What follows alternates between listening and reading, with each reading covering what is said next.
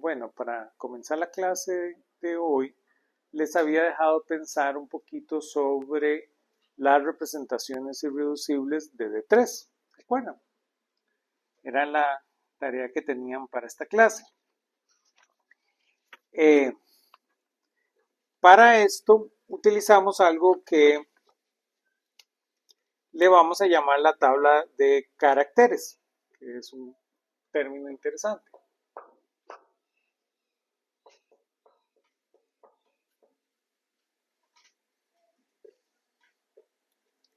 Entonces, para la tabla de caracteres la solemos construir de esta manera. Por ejemplo, para la de D3, lo que hacemos es que ponemos aquí las representaciones irreducibles y vemos las diferentes clases. Y vemos cuánto vale la traza para cada una de ellas. Entonces, para la clase 1, que se acuerdan que estaba conformada solo por la identidad. Después tenemos la clase 2, que habíamos dicho que solo está conformada por D y F. Y tenemos la clase 3, que estaba conformada por A, B y C.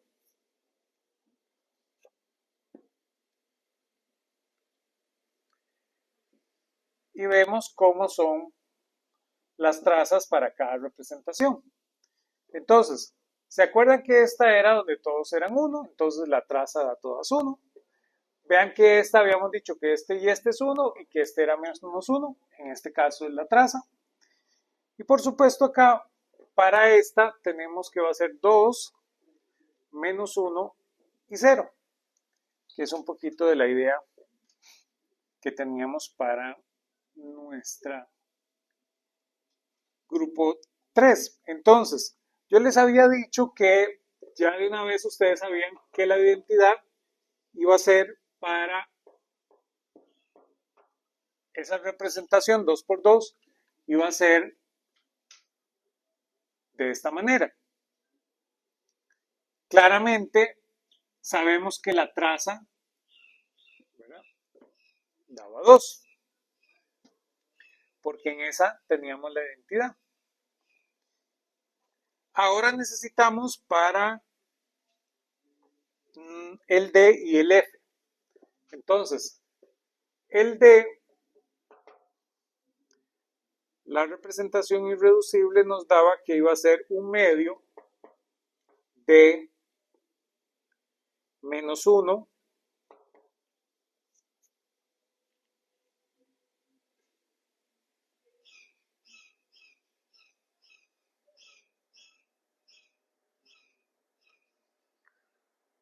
menos 1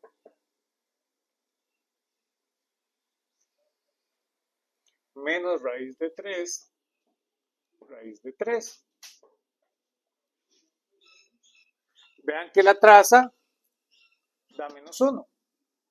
Menos 2 por un medio, menos 1. Y después nuestro amigo F tiene que tener traza menos 1. Entonces igual tengo que es un medio de menos 1 raíz de 3 menos raíz de 3 menos 1. Entonces igual la traza da menos 2 dividido entre 2 menos 1. Y ahora vean que a veces necesito encontrar A, B y C. En el caso de A, que realmente era la forma como más rápida de encontrarlo, vean que A iba a ser esta matriz, B va a ser un medio de 1 raíz de 3 raíz de 3 menos 1. Y C les daba que era un medio de 1 menos raíz de 3 menos raíz de 3 menos 1. y esa les daba C. Y esta es la representación irreducible. Esta representación ya no la puedo diagonalizar más. Entonces, vean cómo la obtenía. Una de las formas sencillas es ver esto como la matriz de rotación para 2×2. ¿Lo ven? Entonces, ya con eso, construís un conjunto de matrices bajo esa idea, 2×2, que cumplían la tabla de multiplicar. Y luego las diagonalizo, ¿lo ven? Con la transformación de similitud. Y así llegaba a esta forma que ya no la puedo reducir más. Y de ahí completo nuestra tabla de caracteres, que va a ser muy importante para lo siguiente que vamos a hablar. Vean que de tarea les puedo dejar, ya saben el proceso, obtener la representación irreducible de D4.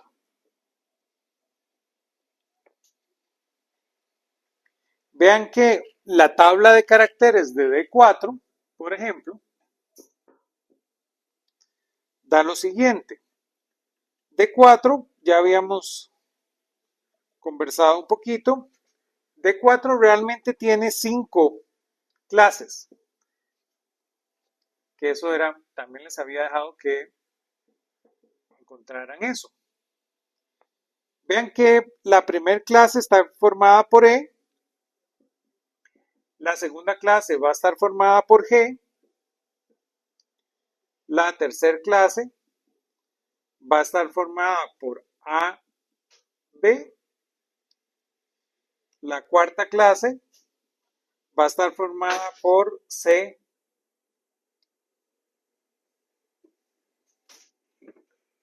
D, y la quinta clase queda formada por F y H. Ahora, esta no es la misma notación que usamos para los elementos. Entonces, claro, para que ustedes hagan con cuidado la tarea, encuentran las clases para los elementos que hicimos y ven cuál es la identificación que estoy utilizando. Vean que las clases me dan formadas, entonces, esta va a tener un solo elemento, dos elementos, dos elementos, dos elementos. Y ahora puedo formar la tabla de caracteres que vamos a tener 1, 1', 1, 2', 1, 3', y tenemos una representación 2×2. La 1 simplemente es darle valor de 1 a todos los miembros. En esta le podemos dar a estos dos 1, a estos dos -1 y al que queda 1. También podemos darle 1, 1, 1, -1, -1. O puedo darle 1, 1, -1, 1, -1. Y en esta, para que les quede un poquito más sencillo, les da esto.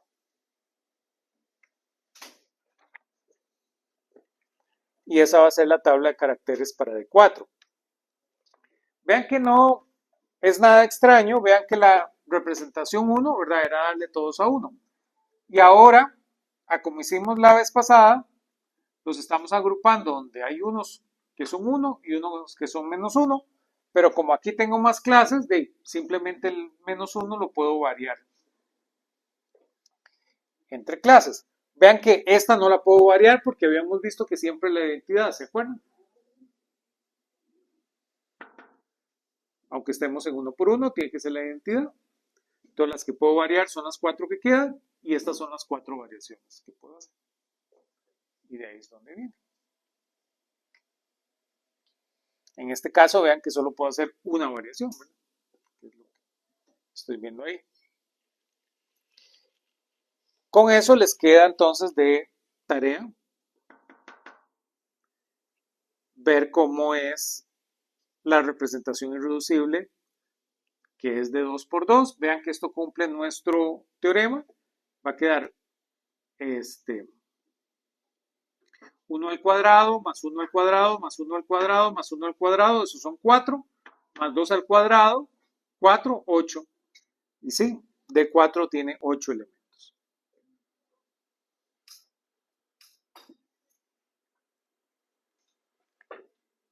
Con eso podemos hablar de lo que es interesante.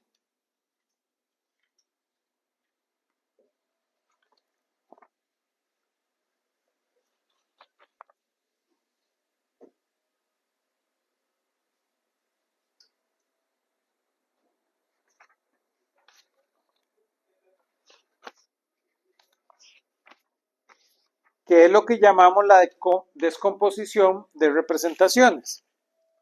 Voy a borrar acá.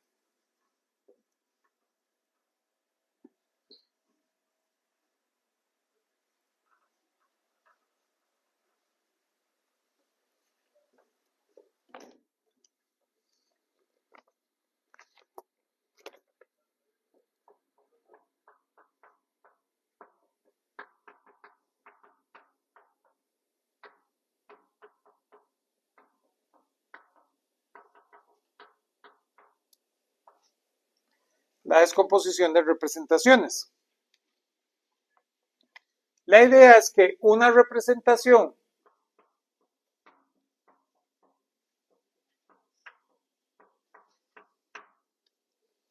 no irreducible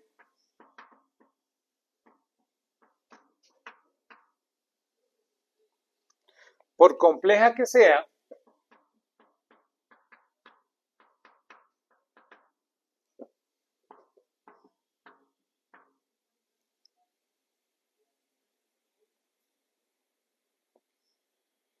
siempre puede expresarse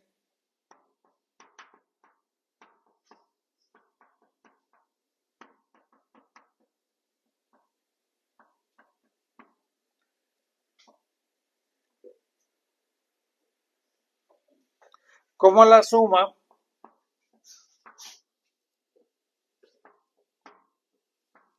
de representaciones irreducibles.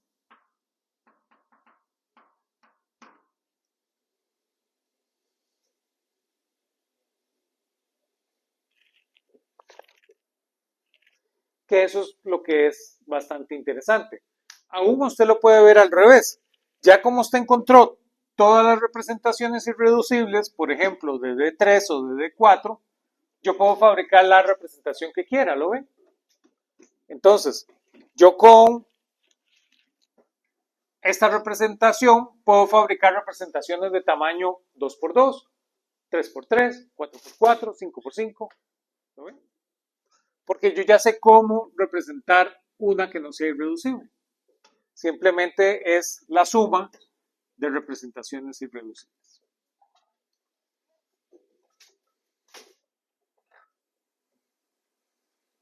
Por ejemplo, la representación 3x3 de D3.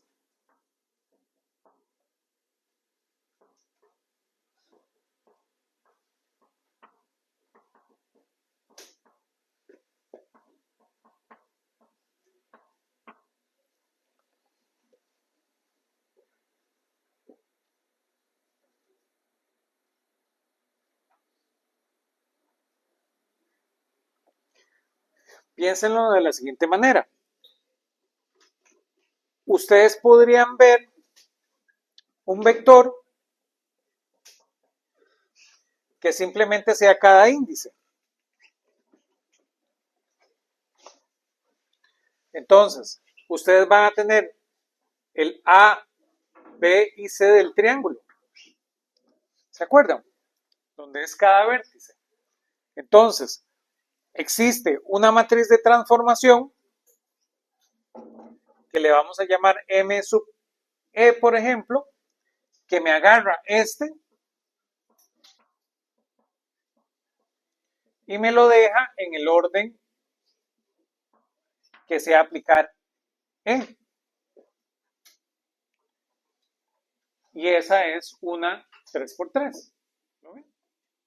En este caso sí, M sub E ya vimos que es la matriz de identidad. Entonces la matriz de identidad deja estos tres vértices iguales. Pero vean que va a ser M sub A, por ejemplo.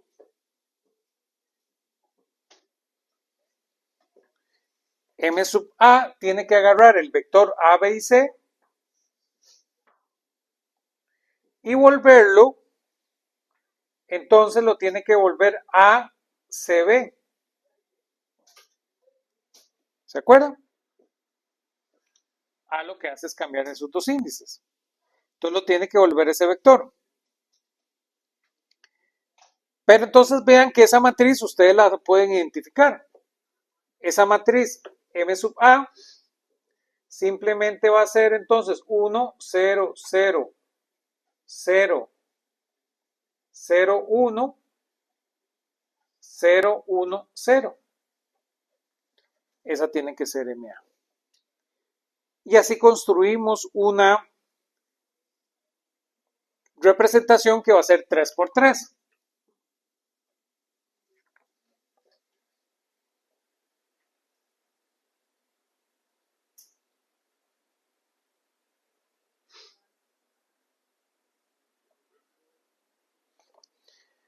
Y claro, la pregunta es, ahora, ¿cómo se hace a partir de suma de representaciones esta representación 3 por 3? ¿Lo ven?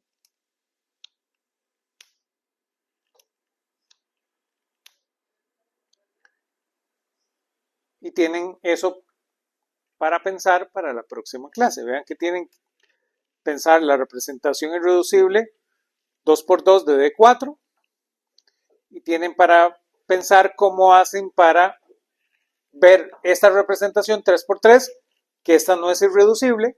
Sabemos que no existe una 3 por 3 irreducible. ¿Cómo la veo a partir de una suma de irreducibles? ¿De acuerdo? Y tienen esos dos problemas para empezar.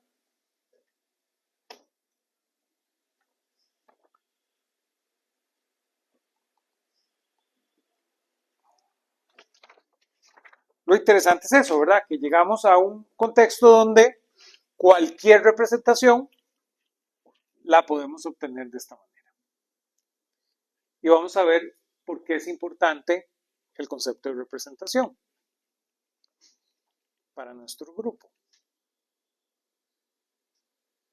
Para eso necesitamos pasar a grupos continuos. Para eso vamos a hablar de dos tipos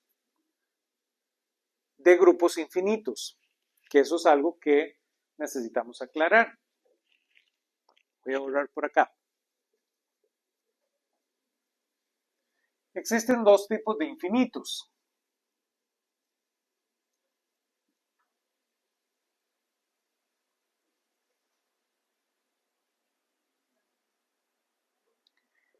Que eso debemos tener claros. Entonces, vamos a hablar de dos tipos de infinitos. Están el infinito que se conoce como contable y está el infinito que se conoce como no contable.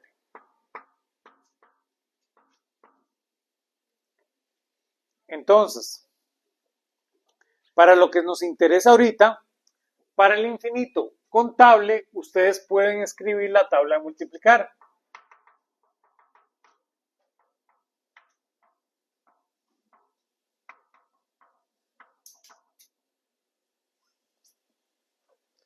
Tiene su existencia.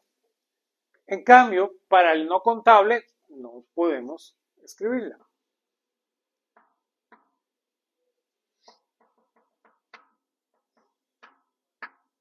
Por decirlo de una manera. Ya ustedes saben esta idea. Vean que un infinito contable, por ejemplo, son los números naturales. Entonces ustedes pueden contar los números naturales.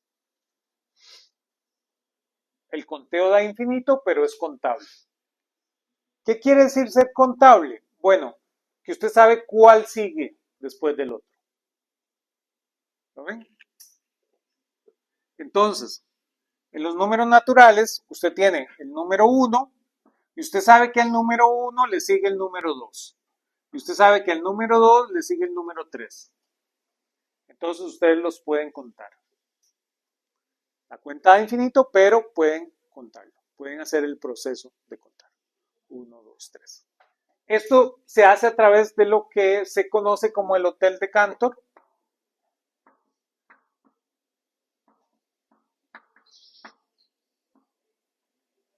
Que básicamente es pensar en un hotel infinito. Usted tiene aquí infinita cantidad de cuartos.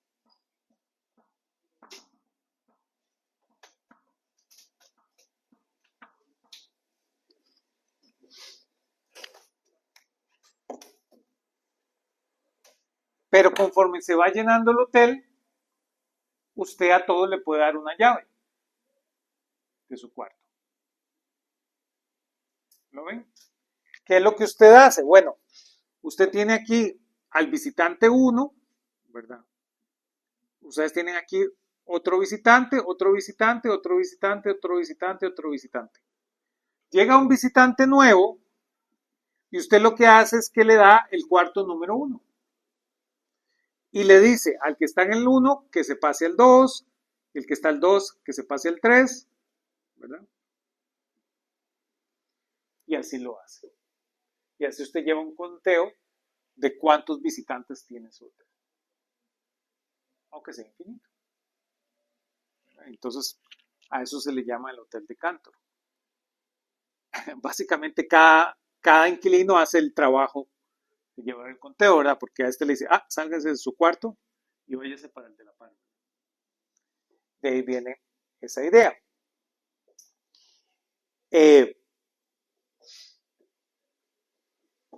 En cambio, tenemos el infinito no contable. El infinito no contable, ya ustedes saben, son los números reales. Tienen los números naturales, los números reales no son contables. Tan fácil, empiecen igual en el número 1. Número 1. ¿Cuál sigue del número 1? ¿Qué número sigue? No se puede decir cuál número sigue, ¿verdad? Por eso es no contable. No sigue el 1.1, no sigue el 1.001, no sigue el 1.000001, ¿verdad? No sabemos cuál es el que sigue. Podemos saber cuál es mayor que él. 2 es mayor que 1.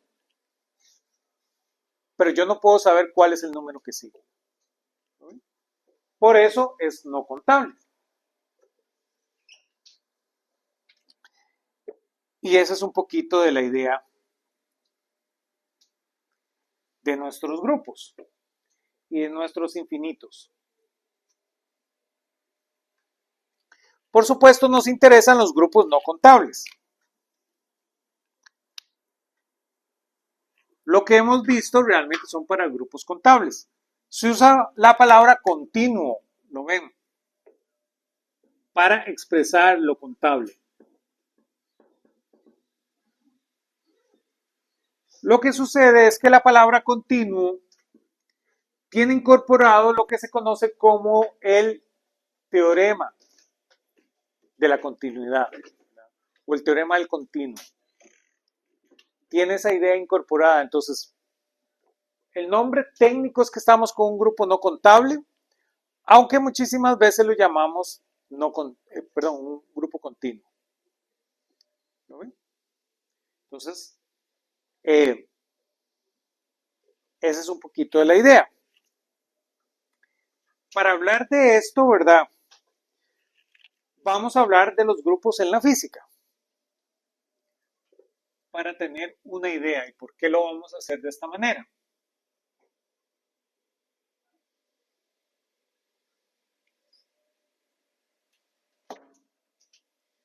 De los grupos discretos, que son estos que acabamos de ver, hay un montón de grupos interesantes. Pero lo que sucede es que de los grupos continuos,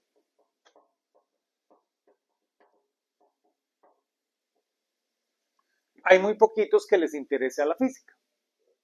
Eso es todo un tema. Evidentemente hay infinita cantidad de grupos continuos, pero para la física son unos muy poquitos.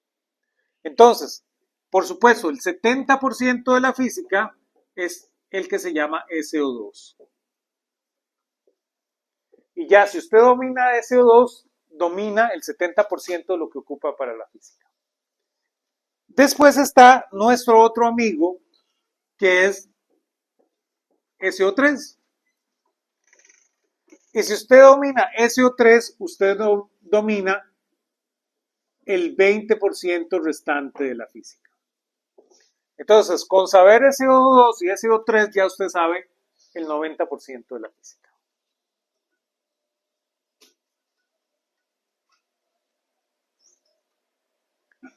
Hay otro grupito aquí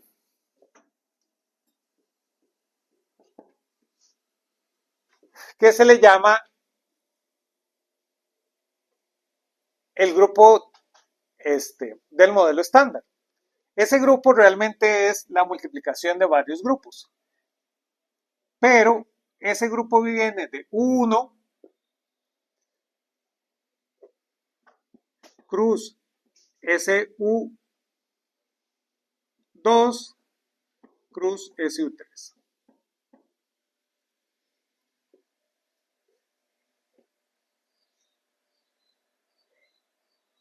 Pero básicamente, SU2 para todo efecto práctico, ¿verdad? Relaciona con SO2, entonces técnicamente usted con saber U1 ya sabe ese 7% de la física. Vean que queda aquí un poquito. Si ustedes conocen el grupo de Poincaré, que ya lo mencionamos,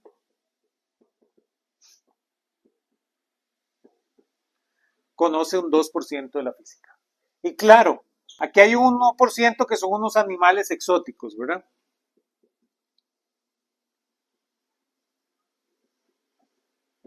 Exóticos. Que es un 1% que falta. Pero claro, con dominar SO2, SO3, ya usted sabe lo suficiente de la física. Con dominar el grupo 1, ya sabe el restante 7%, y quedan estos dos. El grupo de Poincaré, también está el grupo de Lorentz. Ahí están íntimamente relacionados, estamos hablando de lo mismo. Para ahí una parte técnica en ese 2%, y ya aquí quedan cosas exóticas como SU5. Vean que no andamos muy largos. Entonces, ¿cómo se llama? La moneda no cae muy largo. Entonces, aunque SU5 no es el grupo realmente exótico que andamos buscando, sabemos que se parece a SU5. A SU5 se le llama el grupo de gran unificación.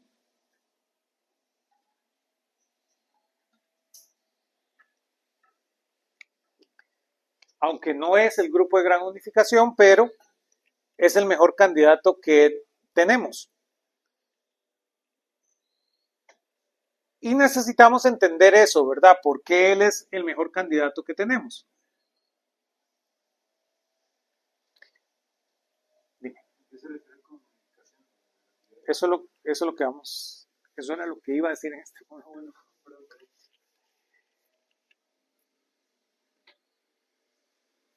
Este grupo, el grupo del modelo estándar, el modelo estándar unifica, ¿verdad? El modelo estándar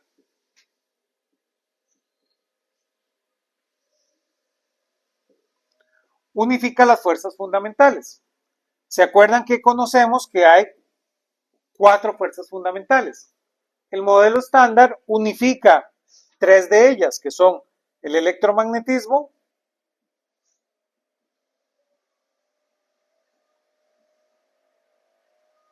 la fuerza débil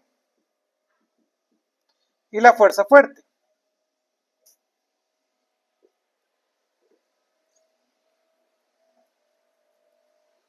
Entonces, ustedes saben que esto explica cómo se desintegra el átomo. Esto explica cómo están los quarks unidos en el protón o en los hadrones en general.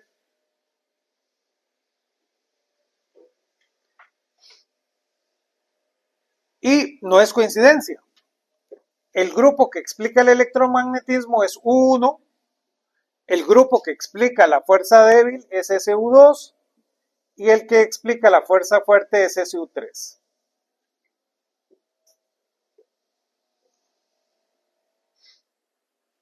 Y ese es nuestro amigo el modelo estándar. Por supuesto, aquí hay un par de cosas técnicas de por medio de teoría de grupos, pero eso se escapa un poquito de lo que estamos hablando. Ahora, hace falta aquí la gravedad en este juego.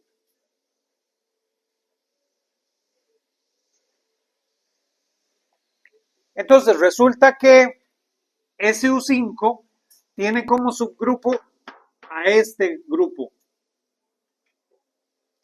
Entonces, la idea es que este grupo es uno más grande que puede ser que contenga la gravedad.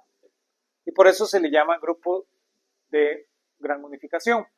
Lo que sucede es que ya estamos seguros que SU5 no explica la gravedad. Pero es la mejor forma que tenemos. La cuestión técnica es que SU5 genera más partículas de las que existen. A eso se le llaman fantasmas. Entonces esos fantasmas no nos gustan y por eso tenemos ese problema. Genera dos bosones más que no están. Se le llama el bosón X y el bosón Y. Y sabemos que no es. Pero si existe este grupo de gran unificación, debe parecerse a SU5. Por eso nos interesa estudiarlo, ¿verdad? Y por supuesto, en este curso estudiamos SO2, estudiamos SO3. Ustedes llevan métodos matemáticos de posgrado, ¿verdad? Con este elegante profesor y estudian ese poquito que hace falta, ¿verdad? Eso es de su curso de métodos matemáticos de posgrado. Ahí les hago el spoiler, ese lo damos el próximo semestre.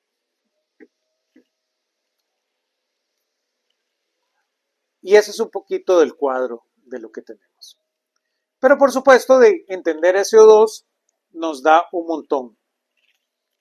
No solo eso, SO2 y SO3 son muy similares a SU2 y SU3. Entonces, por eso es que realmente quien te da nueva información ese es el grupo 1. Esa letra O es de ortogonal, la letra U es de unitario, la S es de especial. Entonces, ¿qué es lo que quiere decir esto? Este es el grupo ortogonal especial. 2. Grupo ortogonal especial, 3. Este, grupo unitario nada más. Y este es el grupo unitario especial, 2. Ya ustedes saben qué es ser especial. Ser especial es que su determinante tenga una regla. El determinante de esa ortogonalidad. Entonces, eso es lo que queremos decir con especial. Demos un paso más. Voy a borrar por acá. Hablemos ahora sí de SO2.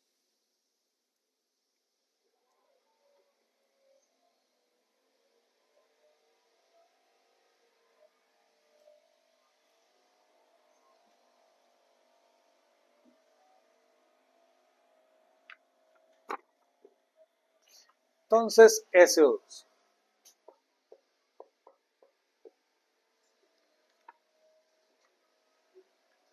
SO2 tiene una ventaja interesante. SO2 es abeliano. ¿Se acuerdan? Es conmutativo.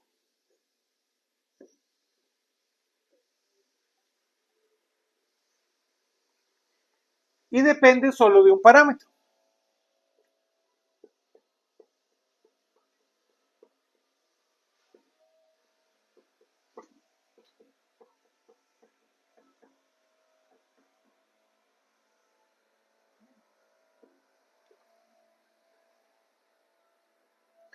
por lo que es ideal como punto de partida para estudiar grupos continuos.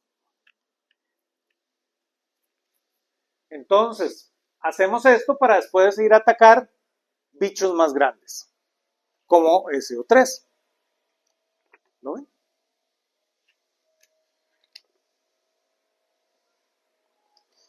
SO2 nace, y a este le voy a llamar mi primer punto. SO2 nace de estudiar rotaciones en el plano.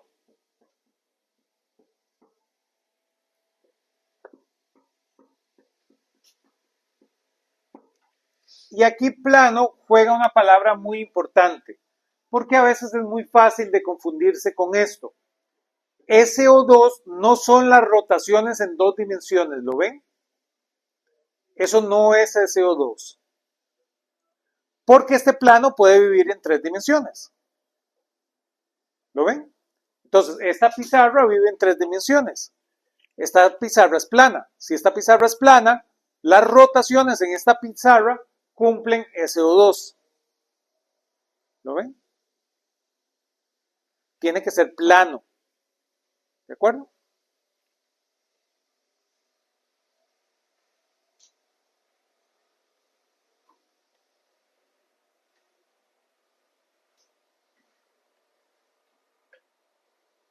Esto es importantísimo porque aquí hay una falta de contenido físico, ¿lo ven?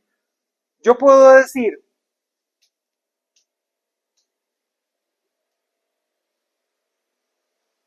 que SO2 se puede representar en dos dimensiones.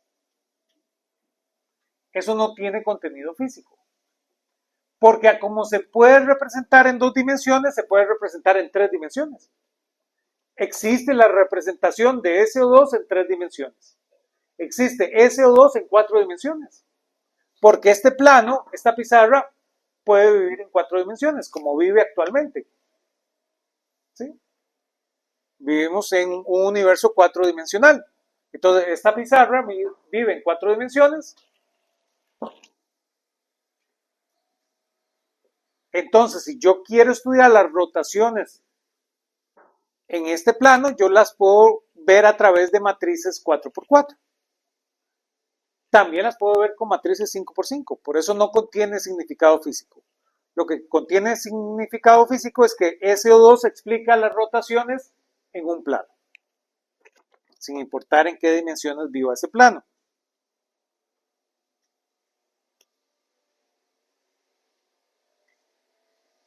Ya ustedes saben cómo se hacen las rotaciones. Simplemente voy a tener X', Y', que va a venir dado por la matriz de rotación.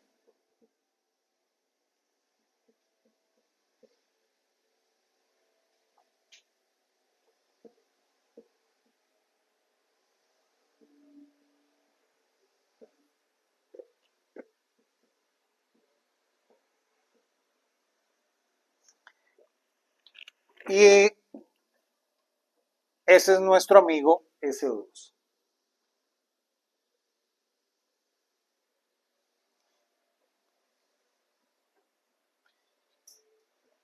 Vean que interesantemente le voy a llamar a esta matriz R de Barfi.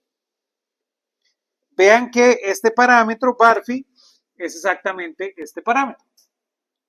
¿Lo ven? Barfi genera todas las rotaciones posibles. Todas las rotaciones posibles son las que van a definir el grupo SO2. Yo puedo llamar a esa rotación en función de Barfi. R de Barfi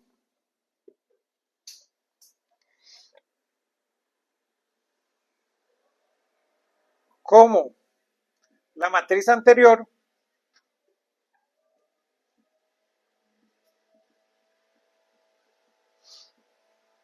es la representación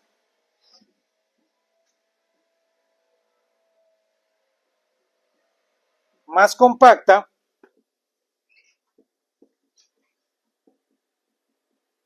si se usan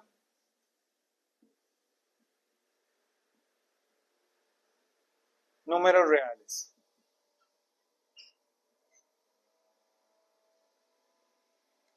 Pero resulta que hay otra más compacta posible si nos permitimos utilizar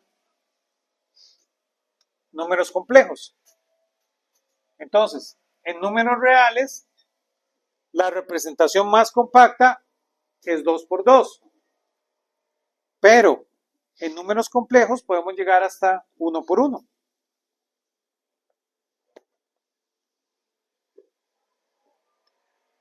En complejos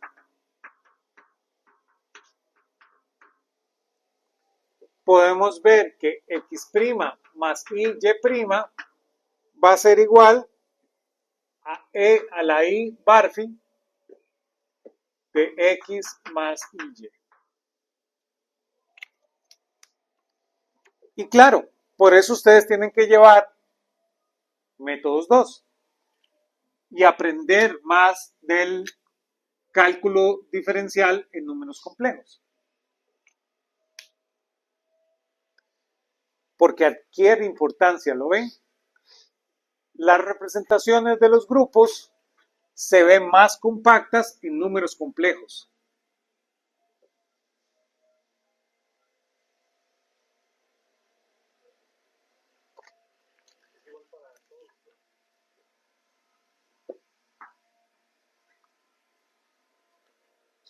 De mi punto 2, quiero enfatizarles que aunque SO2 es el grupo continuo más sencillo que usa la física, es mucho más rico que cualquier grupo finito.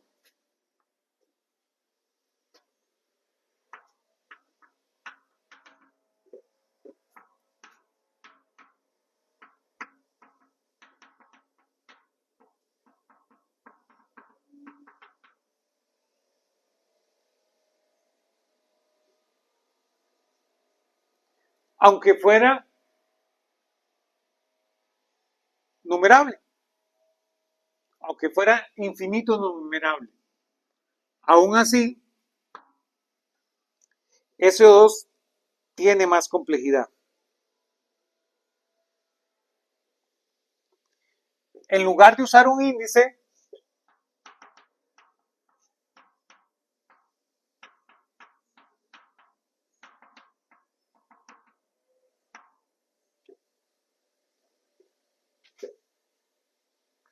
hay un parámetro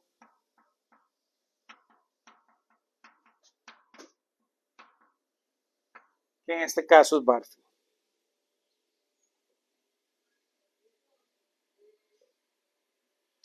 Lo que va a ser interesante es que hay parámetros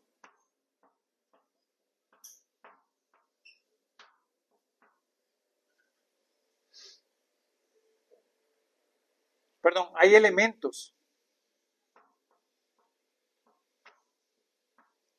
lo suficientemente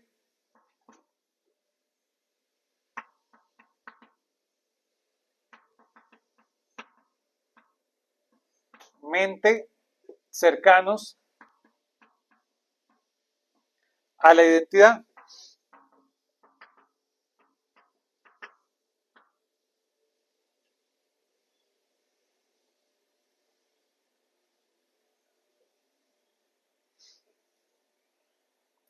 Vean que la identidad va a ser Barphy 0.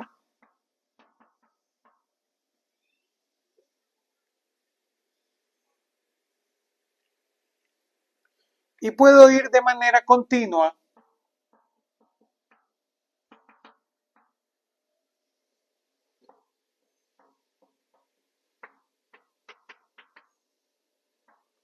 a cualquier elemento.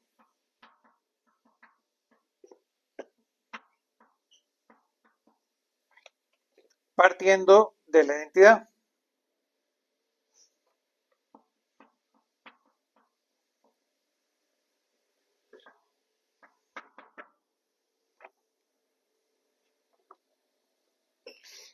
Eso matemáticamente es ser analítico. Y ese es nuestro punto 3.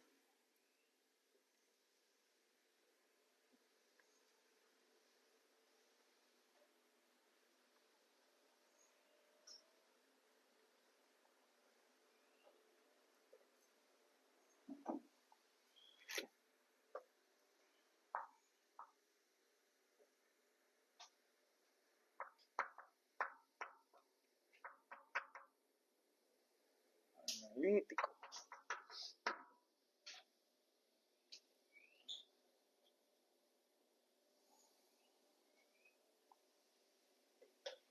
Entonces, en la práctica, el hecho de que sea analítico quiere decir que todas las propiedades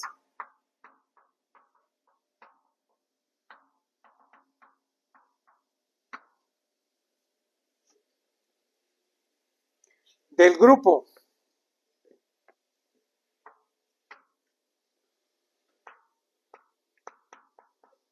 están contenidas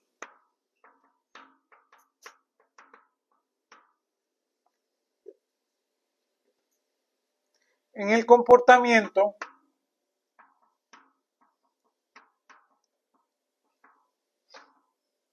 de R barfi para un barfi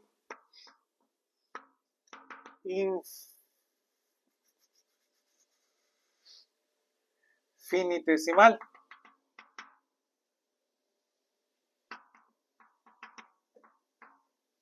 Entonces,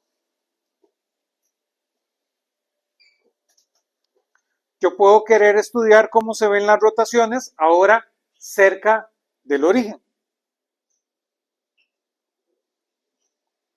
Entonces,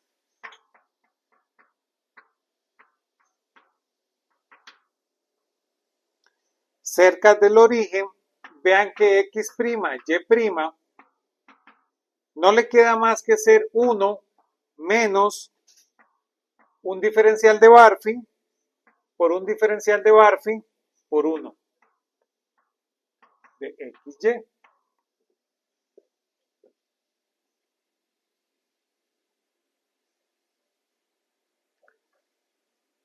Eso va a ser lo más pequeño que podemos mover a esa rotación. La rotación más pequeña posible. Vean que yo esto lo puedo ver como dos matrices. Yo podría ver este objeto x', y' como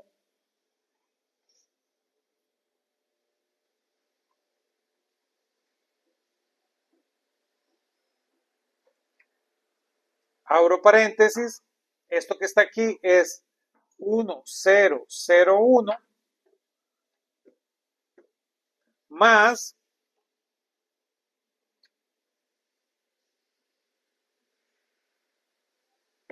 de barfi de 0 menos 1, 1, 0.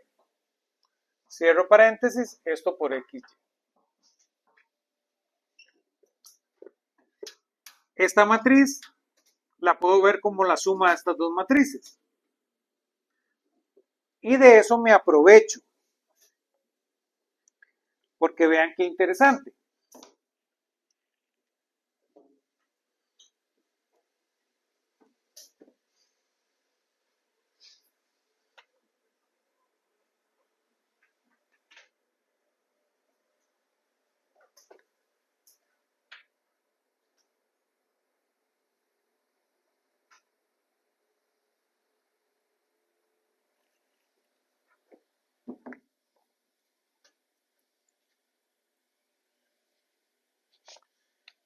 Entonces, yo podría ver R de ahora un diferencial de Barfi simplemente como esto es la matriz identidad. Esto es otra matriz.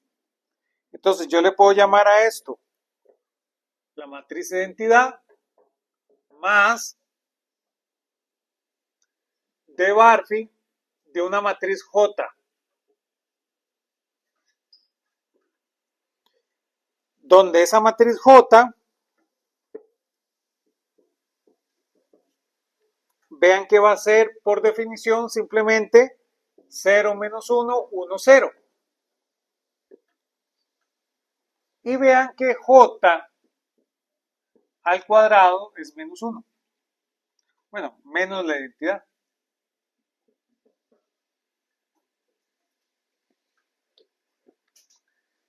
Ese es un resultado ahí interesante.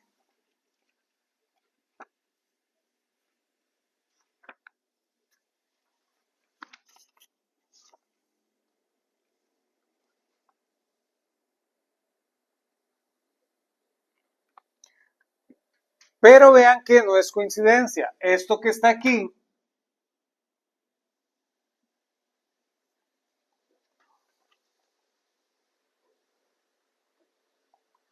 nos da una idea de cómo obtener ahora cualquier rotación. Vean que una rotación finita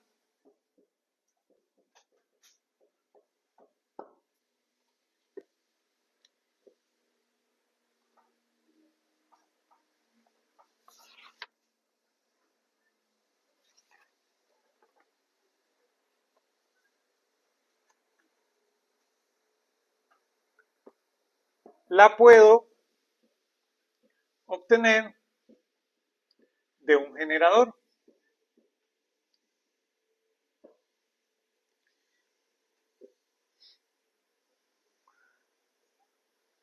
Como R de Barfi lo puedo ver como exponencial Barfi de J. Eso es cualquier rotación.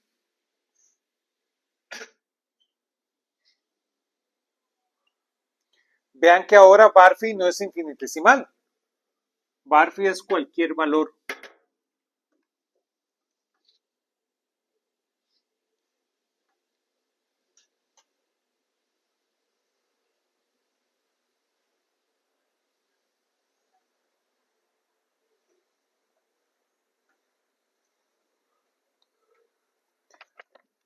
Y ahora, si yo quiero, que ese es mi punto 4, una versión unidimensional,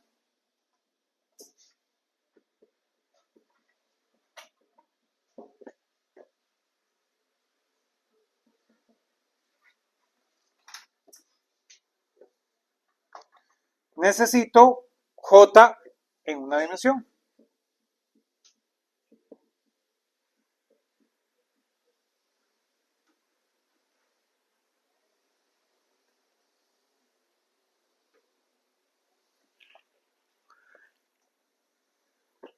Vean que no existe ningún número real que pueda lograr eso, ya eso lo sabemos.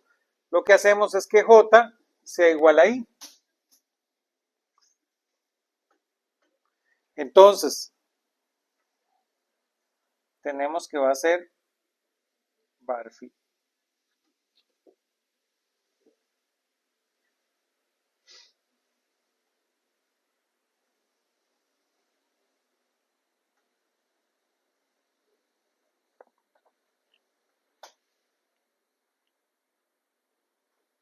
Y claro, esto podemos aprovecharnos, porque ahora puedo generar las IREPs a partir de aquí.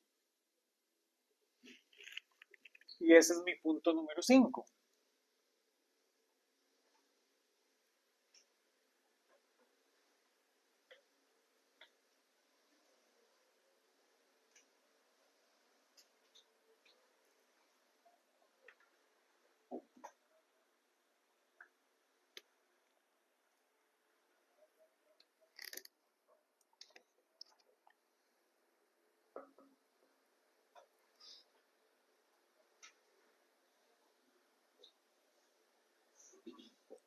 Entonces, lo que voy a decir es que simplemente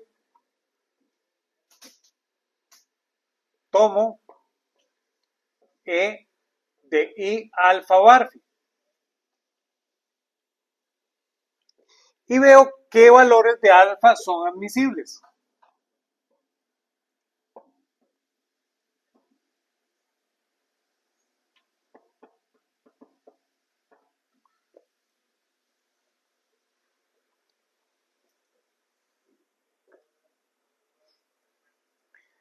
Ya lo sospechamos.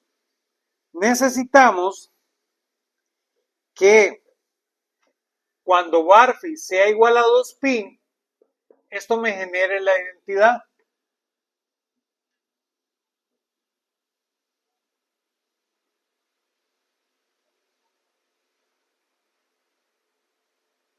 Entonces, yo necesito que alfa, la escogencia que yo obtenga, en el momento en que Barfi sea 2pi, me vuelva a generar la identidad.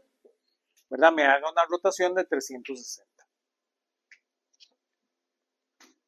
Eso significa que alfa solo puede ser entero.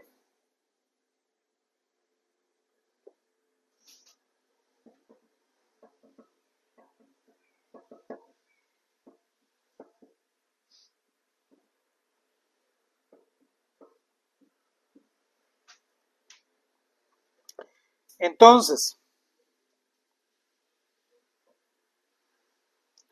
voy a decir que voy a usar m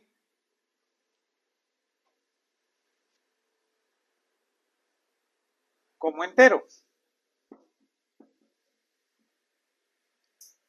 De tal manera que ahora mi rotación yo la tengo que ver como IM Barfi.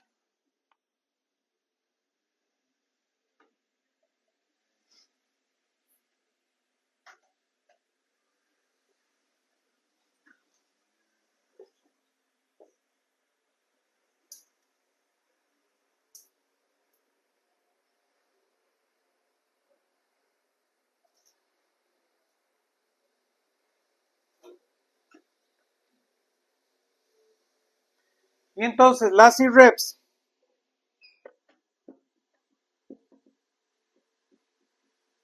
se tabulan con M. De esta manera, 1 super M. Y todas son por fuerza unidimensionales. Todas las IREPs de nuestro SO2.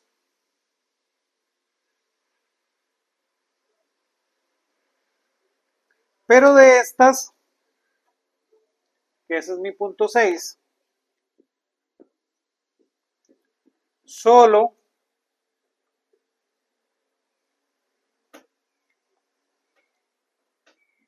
uno más 1 y 1 menos 1 son fieles.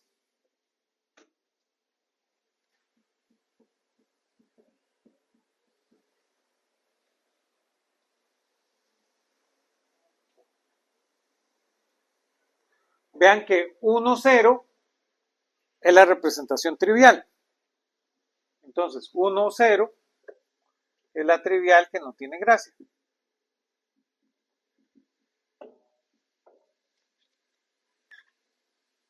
Entonces, solo tengo dos representaciones fieles. Ahora, la pregunta es, ¿qué es 1, 2? Está bien, no es fiel, pero ¿qué va a ser 1, 2?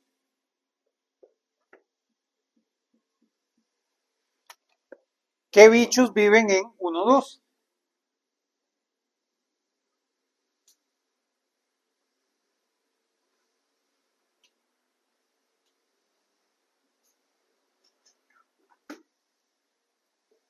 Uno, 2, vean que va a ser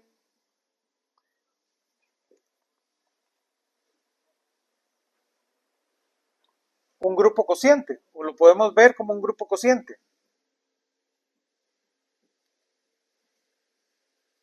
Que va a ser SO2 entre C2.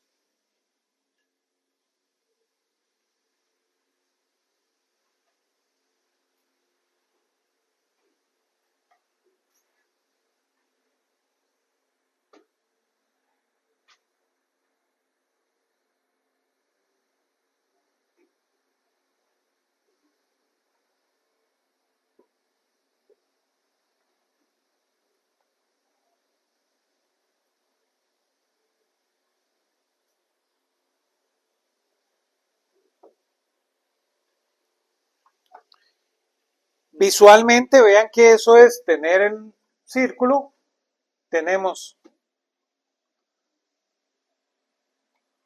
un eje que pasa por el origen, vean que si yo roto este eje, la idea es que bar phi 0 y bar phi pi son la identidad en este caso. Que eso es simplemente como ver un eje que parta por el centro al círculo. Entonces si roto 180, él es indiferente. Y esa es la idea de cociente. Lo está partiendo, ¿lo ven?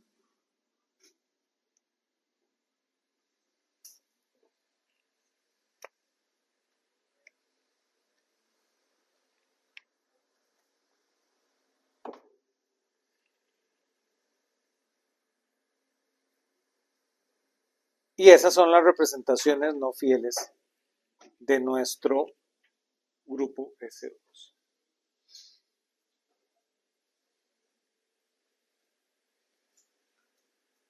Vean que para la próxima clase ya tienen por dónde empezar. Habíamos dicho lo de D4, que es un poquito lo que quiero que piensen. Y con eso nos vemos la próxima clase.